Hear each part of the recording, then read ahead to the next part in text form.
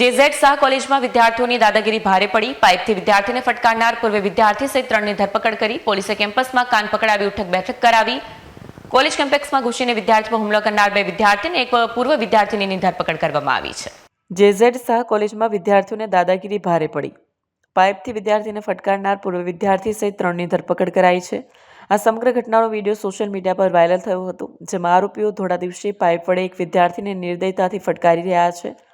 વિડીયોમાં દેખાતી આ દાદાગીરીને પગલે પોલીસ હરકતમાં આવી. વાયરલ થયેલા વિડીયોમાં સ્પષ્ટ જોઈ શકાય છે કે કેવી રીતે 2 વર્તમાન વિદ્યાર્થીઓ અને એક પૂર્વ વિદ્યાર્થી કોલેજ કેમ્પસની અંદર ઘૂસીને અન્ય વિદ્યાર્થી પર તૂટી પડ્યા. હુમલાખોરે પાઇપ જેવા હથિયારોનો ઉપયોગ કરીને વિદ્યાર્થીને બેરહેમીથી માર માર્યો. આ હુમલો એટલો ગંભીર હતો કે ભોગ બનનાર વિદ્યાર્થીને તાત્કાલિક હોસ્પિટલ ખસેડવો પડ્યો, જ્યાં તેના માથા અને હાથના ભાગે ગંભીર ઇજાઓ પહોંચી હોવાનું જાણવા મળ્યું છે. આ હિંસક ઘટના પાછળનું કારણ માત્ર એક સામાન્ય પૂછપરછ હોવાનું બહાર આવ્યું છે. આગામી 20 જાન્યુઆરીના રોજ કોલેજમાં સાંસ્કૃતિક કાર્યક્રમનું આયોજન હતું. આ કાર્યક્રમ અંગે જાણકારી કેમ આપવામાં આવી નથી, એટલી નજીવી બાબતે 2 જૂથો વચ્ચે વિવાદ સર્જાયો. આ વિવાદે ઉગ્ર સ્વરૂપ ધારણ કરતા પૂર્વ વિદ્યાર્થી રિંકલ રબારી અને અન્ય 2 આરોપીઓએ પોતાની ભાઈગીરી બતાવવા માટે હુમલો કર્યો હતો, જેનો વિડીયો કેમેરામાં કેદ થયો હતો.